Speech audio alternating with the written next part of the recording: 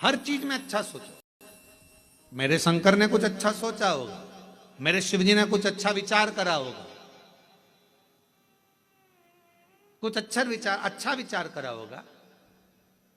भगवान शंकर ने यह भी सोचा होगा कि तुम कथा तो करा पाओगे, पर वहां बैठने की तुम्हारे पास समय नहीं मिल पाएगा, क्योंकि हमको मालूम था कोरबा इस क्षेत्र में कथा भी हुई नहीं है।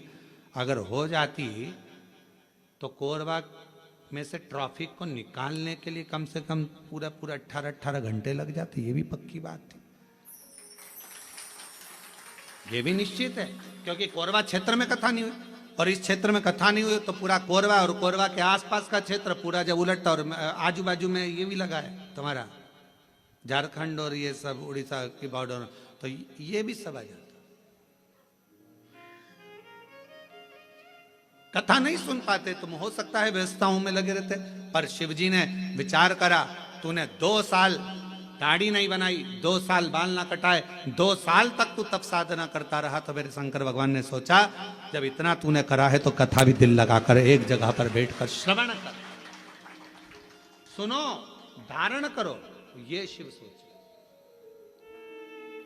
अच्छा सोचो, कुछ अच्छा ही मेरे बाबा ने लिखा। और ये जितनी माताएं बैठी ना, जीजियां जितनी बैठी है बाहर कुर्सी पे, जो लोग बैठे हैं ये बड़े खुश होके सुन रहा है इतनी प्रसन्नता में, क्योंकि इनको ही मालूम इतनी पास से तो कथा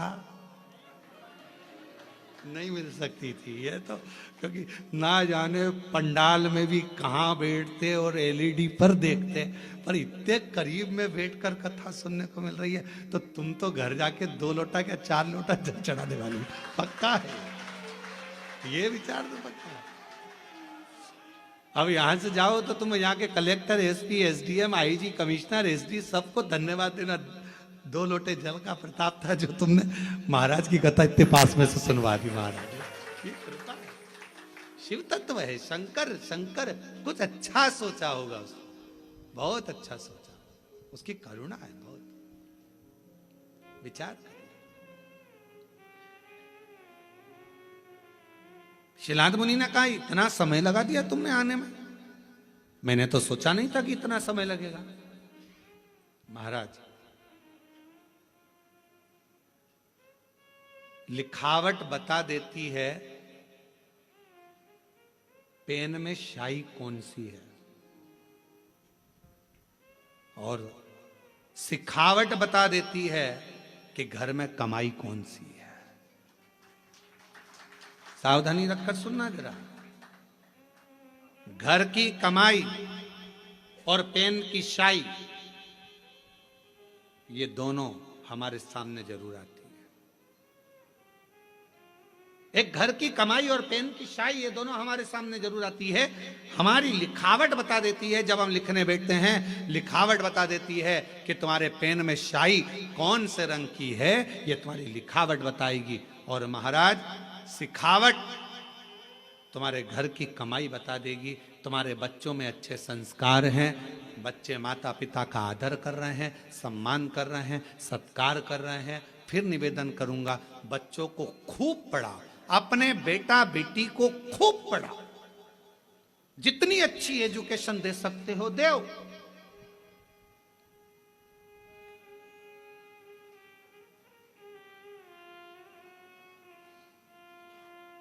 खूब पढ़ाओ, पर बच्चों को पढ़ाने के साथ में संस्कारों में भी ढालो। ज्यादा पढ़ने के बाद बच्चे आपको खुद, जिन बच्चों को आपने पढ़ाया अगर उनमें संस्कार नहीं होंगे तो वो बच्चे धीरे धीरे आपको बेवकूफ समझने लगेंगे। मम्मी तुम्हें अकल नहीं है, तुम चुप रहो। पापा अपने ऑफिस में ये बात बताना, हमको मत बताओ। हमने कई लोगों को देखा है, बड़े बड़े पद अधिकारियों को देखा है, जिनकी सत्ता पूरे ऑफिस में चलती है पर घर में औलाद से हार जाते हैं, घर में औलाद से हार जाते हैं। हमने बड़े बड़े, हमारा तो सब दूर जाना है, सब दूर से मिलना है, सबसे मिलना होता है, सबके पास जाना होता है। बड़े बड़े अधिकारी बहुत ऊंची पोस्ट पर हैं, बहुत ऊंचे पद पर हैं, जिनकी धाक सब दूर चलती है, पर रिटायरमेंट होने के बाद वो बाप भी आंख में से आंसू बहाकर कहता है कि मैंने बच्चों को पढ़ाया, खूब ऊंचे पद पर पहुंचाया, खूब एजुकेशन में पैसा लगाया, पर मेरे सेटाफिल स्किन की सुलता है। हमने पढ़ाया, एजुकेशन दो अपने बच्चों को, खूब पढ़ाओ, खूब विद्यादान कराओ, खूब अच्छा पढ़ाओ। जितने आस्था चैनल पर कथा सुन रहे हैं, मैं सबसे निवेदन करूंगा, जितने फेसबुक यूट्यूब पर कथा सुन रहे हैं उनसे भी कहूंगा, अपने बेटा बेटी को तुम्हारी सामर्थ्यता से ज्यादा पढ़ाओ, अच्छी एजुकेशन कराओ, पर एजुकेशन के साथ संस्कार जरूर देना। अपने घर के संस्कार देना जरूरी है। बच्चे तुमको पढ़ लिखने के बाद ये ना समझे कि मेरे माँ बाप बेवकूफ हैं। पढ़ाओ, खूब पढ़ाओ, पर बच्चे जब ऊंची आवाज में बात करने लगे, पापा चुप रहो, मम्मी तुम मेरे से फालतू बात मत करा करो, तुम में अकल नहीं है, तुम चुप रहो। बच्चे जब व्यर्थ की बातें बोलने लगे तो समझ लेना पढ़ाई तो कराई तुमने, एजुकेशन तो कराया, पर संस्कारों से वंचित कर दिया। संस्कारों से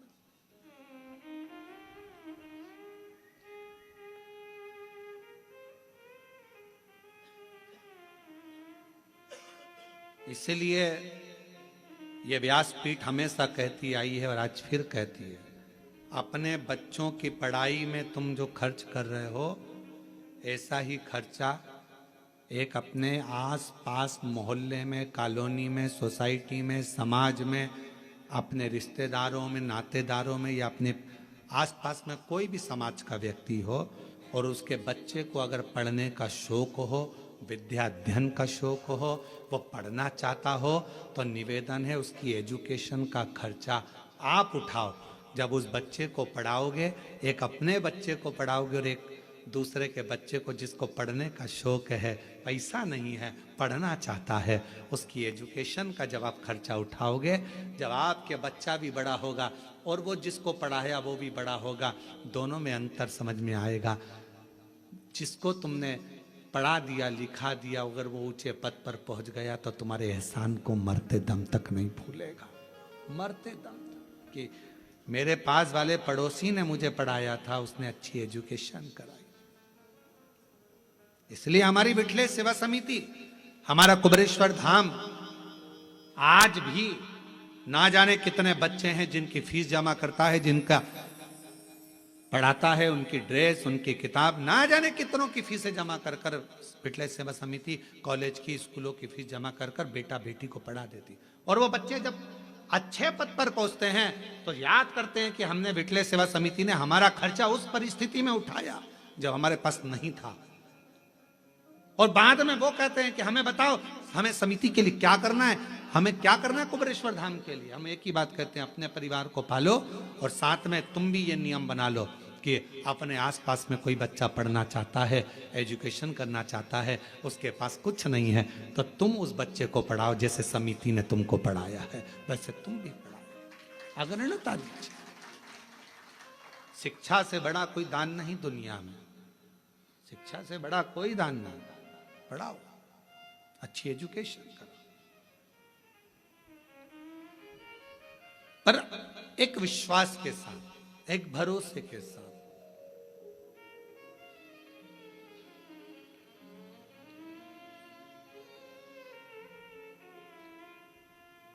मैं तो बैठी थी गंगा किनारे, मैं तो बैठी थी गंगा किनारे। जब हम एकाग्र चित्त से बैठकर भगवान शिव की अविरल भक्ति को धारण करें, विश्वास के साथ स्मरण करें, शिव तत्व क्यों ना मिले। शिलाद मुनि ने कहा कि आपने आने में इतना समय लगा दिया, इतना समय। भगवान शंकर बोले, जब तक तेरा भाग्य प्रबल ना हो, जब तक तेरे कर्म की प्रधानता ना हो, तब तक मैं समय पर आकर देता भी नहीं। और मेरी जीजियों जीजाओं, व्रत करते करते बहुत समय हो गया और भगवान नहीं सुन रहा है तो समझ लेना थोड़ी फाइल मोटी है, समय लग रहा है, लगने दो, होने दो, अपना कर्म करते जाना है। 3 चीजें हैं, एक भाग्य, दूसरा समय, तीसरा कर्म।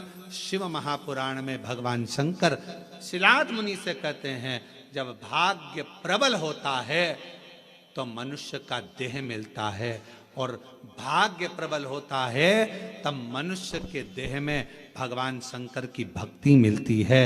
भाग्य प्रबल होता है तो सावन महीने में शिव महापुराण की कथा मिलती है। यह भाग्य की प्रबलता है। हम आपको बार बार देखकर धन्यवाद दे रहे हैं। गजब की किस्मत पाई है जो सावन महीने में शिव पुराण की कथा इतनी अड़चनों के बाद भी श्रवण कर रहे हैं कोरबा में। ये बड़ा आश्चर्य वाली बात है। आप लोगों के लिए बड़े सरल बात होगी, पर हमारे लिए तो बहुत आश्चर्य की बात है, बहुत आश्चर्य।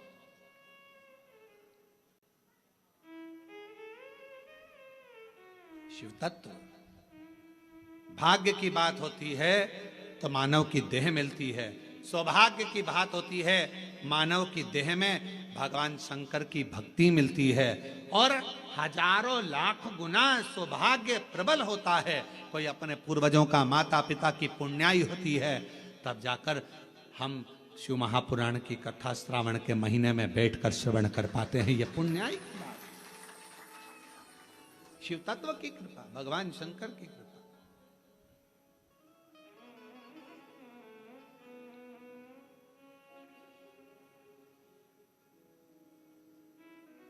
और हरिओम में ओम समाया है, मेरा भोला नगर में आया है।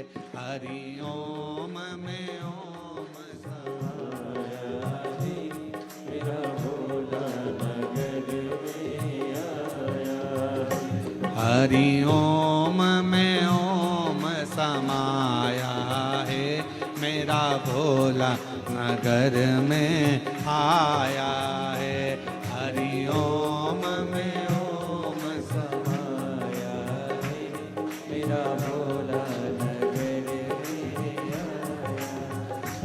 मेरा भोला नगर में आया है, मेरा भोला नगर में आया है।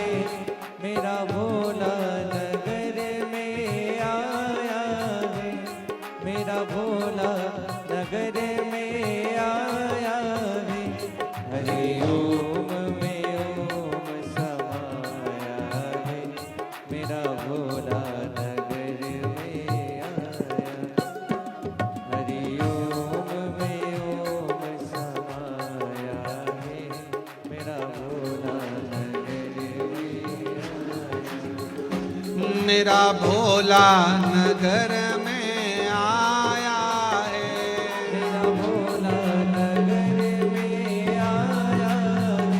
मेरा भोला नगर में आया है। गया, ये पूर्व का प्रारब्ध था। भगवान ने कहा कि कहाँ जा रहा है, कहाँ जाएगा, भटक जाएगा, चल इधर। अजामिल की कथा सुनी है भागवत जी में। ब्राह्मण था, विद्वान था, खूब पढ़ा लिखा था।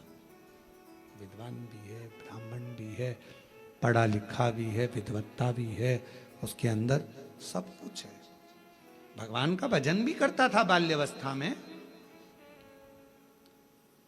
ऐसा नहीं कि बाल्यावस्था में भगवान का भजन नहीं करा। अजामिल ने, उठाओ, श्रीमद् भागवत में वर्णन आता है। श्रीमद् भागवत कथा कहती है कि अजामिल बचपन से शिव भगवान की, राम की, कृष्ण की, नारायण की भक्ति करता। नारायण का भजन करते करते करते करते करते करते समय बीत गया, समय बीत गया। और जवानी अवस्था आ गई। और युवानी अवस्था में अजामिल मंदिर जा रहा था। जाते जाते सामने एक वेश्या ने नया मकान बनाया था, बहुत सुंदर भवन।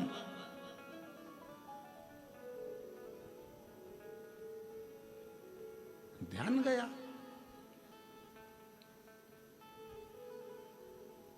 अब दिक्कत इस बात की है, अगर अजामिल स्त्री होता तो बात दूसरी थी कि ध्यान भटक जाए।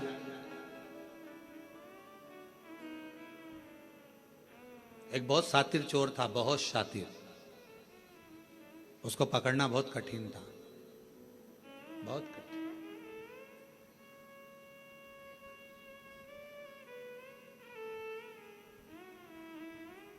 उसको पकड़ना बहुत कठिन था, पर एक पुलिस वाले ने कहा कि मैं चोर को पकड़ सकता हूं।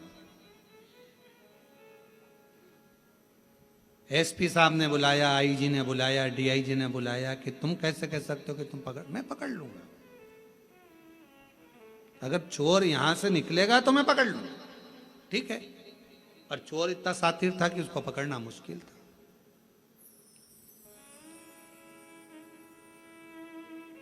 अब वो चोर ने अपने तन को ढक लिया और चोर ने तन को ढक कर बुर्खा पहन लिया, चला। और चोर ने बड़ा सुंदर रूप धरकर, कपड़े बदलकर, स्त्री के कपड़े पहनकर चोर जा रहा था। और चोर जाते जाते जाते जाते आगे निकला, उसको कोई नहीं पहचान पाया, पर पुलिस वाले ने उसको पहचाना। जिसने शर्त लगाई थी कि मैं पहचान सकता हूं, मैं बता सकता हूं, उसने पहचान लिया और पहचाना, पकड़ा, ले गए थाने में। उसको देखा तो वही चोर था। एसपी साहब ने पूछा कि कोई नहीं पहचाना, तुम कैसे पहचाना कि ये पुरुष नहीं स्त्री है, स्त्री नहीं पुरुष है, तुम कैसे पहचाने? उस पुलिस वाले ने कहा, साहब ये सुनार की दुकान के सामने से जा रहा था,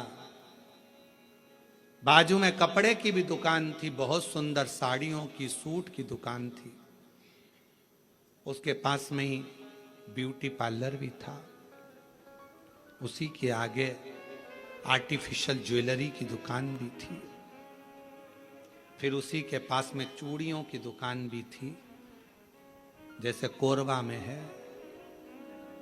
सब दुकानें लाइन से थी और 4 दुकान एक जैसी लाइन से थी, सारी स्त्रियों की थी।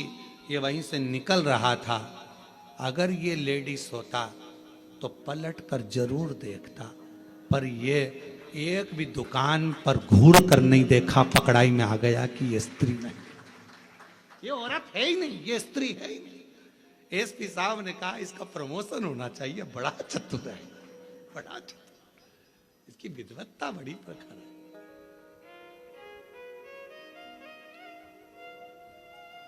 अब अजामिल ब्राह्मण है, अच्छे कुल का है, अच्छी जगह का है, भगवत भजन करने वाला, स्मरण करने वाला, मंत्र जाप, नाम जाप करने वाला, भगवान नाम का कीर्तन करने वाला, भगवत स्मरण करने वाला, मंत्र जाप करने वाला, और वो अजामिल निकल कर जा रहा है।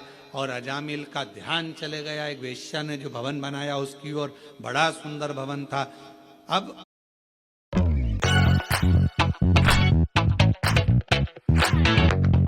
तो देखूंगा, अब रोज मंदिर जाता और रोज 5 मिनट खड़ा होके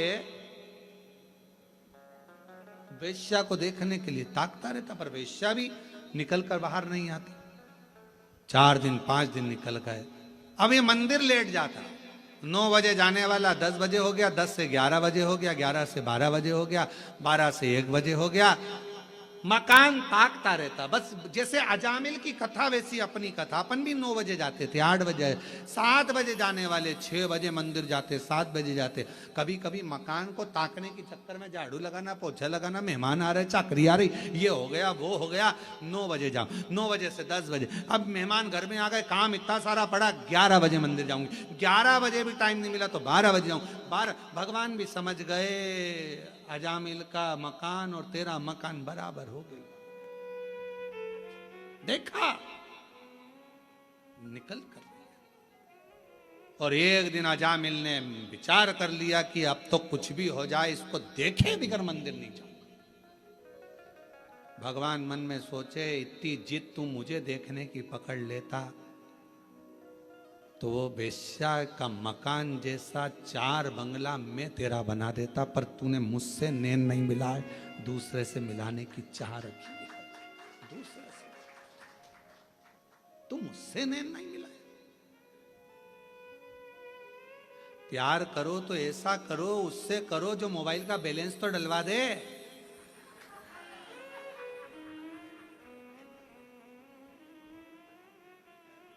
जरा से चाउमीन के चक्कर में दूसरे की गाड़ी सुधरने के लिए आई, डीजल भी उसकी गाड़ी का नहीं था, गाड़ी भी उसकी नहीं थी, और मेरे सनातन धर्म की बेटियां लव जिहाद का शिकार हो जाती है। जरा सा दे, अरे प्यार उससे करो जो बैलेंस तो डलवा दे, मालूम पड़े वो तुम्हें भी बर्बाद कर दे और तुम्हारे खानदान को भी बर्बाद कर दे। ऐसा लड़का नहीं चाहिए। ऐसा लव किस काम का जिसके तुम शिकार हो जाओ? क्या करना है ऐसा लव कर कर, प्यार कर कर?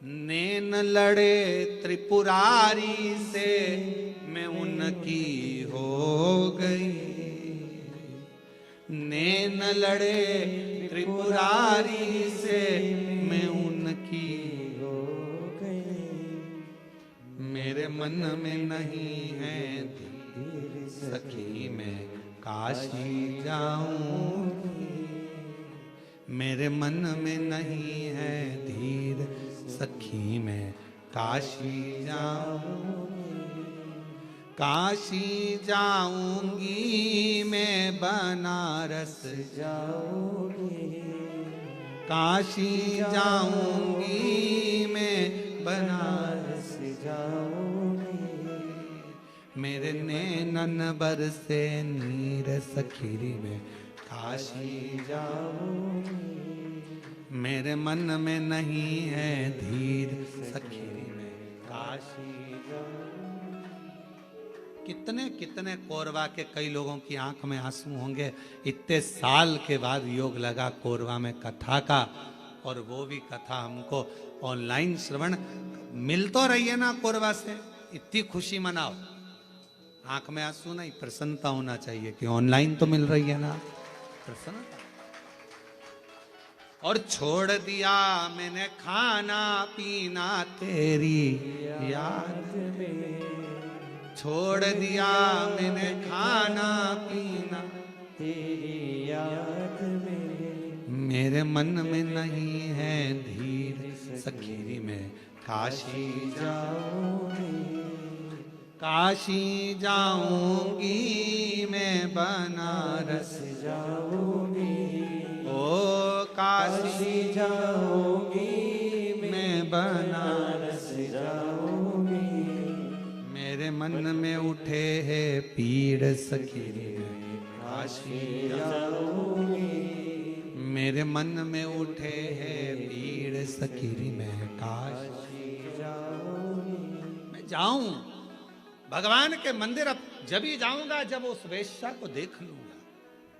मकान इतना सुंदर है तो वेश्या कितनी सुंदर। कभी कभी मन में आना चाहिए, तेरी सृष्टि इतनी सुंदर है तो मेरे शंभु तू कितना सुंदर होगा।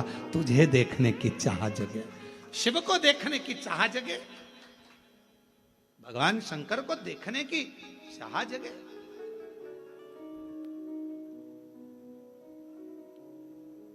कई लोगों के मन में प्रश्न आता है, शर्मा जी, कई लोगों के मन में रहता है, आखिर ये बात क्या है कि इतनी भीड़ कथा में आ जाती है कि ट्रैफिक जाम हो जाता है, रोडें जाम हो जाती हैं। आखिर ये शिव पुराण में ऐसा क्या है? महाराज तो कई लोग तो देखने के लिए आते कि महाराज आखिर है क्या। अब उनको बताना पड़ता है महाराज के सिर पे सींग नहीं है, ना महाराज कथा करता है, सामर्थ्यता किसी की नहीं, आप और हम कुछ भी नहीं। उसने जिद पकड़ ली, वेश्या को देखूंगा। 4 दिन हो गए वेश्या नहीं निकली, 5 दिन हो गए मंदिर छूट गया वेश्या के चक्कर में।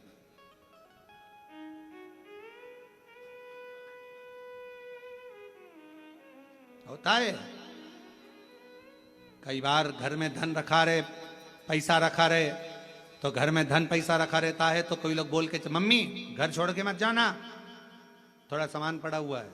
पापा घर छोड़कर, बेचारे पापा रोज मंदिर जाते थे, वो धन के चक्कर में जाऊंगा। वो लोग कह रहे क्यों मंदिर नहीं आ रहा, आऊंगा, थोड़ा बच्चे बाहर गए हैं घूमने फिरने के लिए, गोवा गए हैं। अच्छा तो मंदिर का जब वो आ जाएंगे घर सूना छोड़कर कैसे आऊं थोड़ा सा।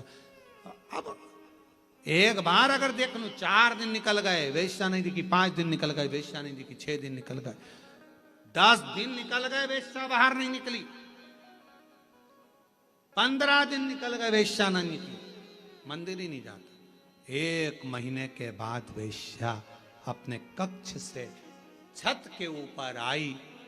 इस अजामिल ने उस वेश्या को देखा और मन में सोचा कितनी सुंदर है, इसको तो मैं अपनी अर्धांगिनी बनाऊंगा। पत्नी वेश्या का संग कर लिया। अब मंदिर नहीं जाता, अब तो वेश्या हमेशा फूल लेके मंदिर जाता, तब फूल लेके वेश्या।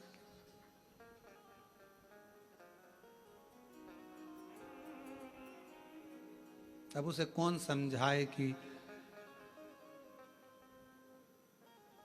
पहले मंदिर में फूल चढ़ाता था तो तेरे फूल को वो स्वीकार कर कर तुझे ब्यूटीफुल बना देता था। अब कौन समझाए कि वेश्या के जूड़े में लगा कर फूल तू ब्लेडी फूल हो गया। अब कहां तू ब्यूटीफुल था, कौन समझाए तेरे को। फूल वही है, बस एक लाइन बदल गई, इधर जाना था पहुंच गया उधर, गलत मार्ग की ओर चला गया। वैश्या के साथ रहने लगा, दिन रात 24 घंटे रहता। वैश्या का हृदय उस पर आया, उसका हृदय उस पर आया और शादी कर ली। अच्छा शादी हो भी गई, बच्चे भी हो गए, पर एक दिन देवताओं की मीटिंग हुई तो भगवान शंकर जी ने कहा भगवान विष्णु से, तुम्हारा भक्त देखो कहाँ चले गया। तो क्या अब चले तो गया, अब क्या करें। शंकर भगवान कहने लगे अपनी औलाद अगर गलत मार्ग में पड़ जाती है तो माता पिता उसका संग नहीं छोड़ देते, उसको वापस मार्ग पर लाने के लिए माता पिता कुछ ना कुछ जरूर करते। तो हम क्या करें। शंकर भगवान ने कहा इसके घर में 4थे नंबर का लड़का होगा, गर्भ में बच्चा है, चलो अपन उसके दरवाजे पर चलते हैं। भगवान संत का रूप रखकर अजामिल के दरवाजे पर आ गए, दरवाजा बजाया, ब्राह्मण देवता दरवाजा खोलो। अजामिल ने दरवाजा खोला, कहा मैं ब्राह्मण तो हूं पर मैंने वेश्या से शादी करी है, इसलिए लोग मेरे घर में नहीं आते, ब्राह्मण संत मेरे यहाँ नहीं आते।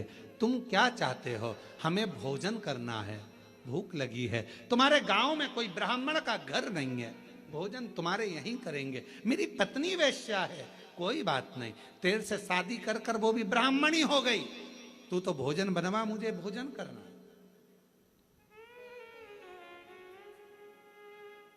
अजामिल कहने लगे भोजन तो करा दूंगा, मना नहीं है, पर दक्षिणा नहीं दूंगा 1 रुपया भी।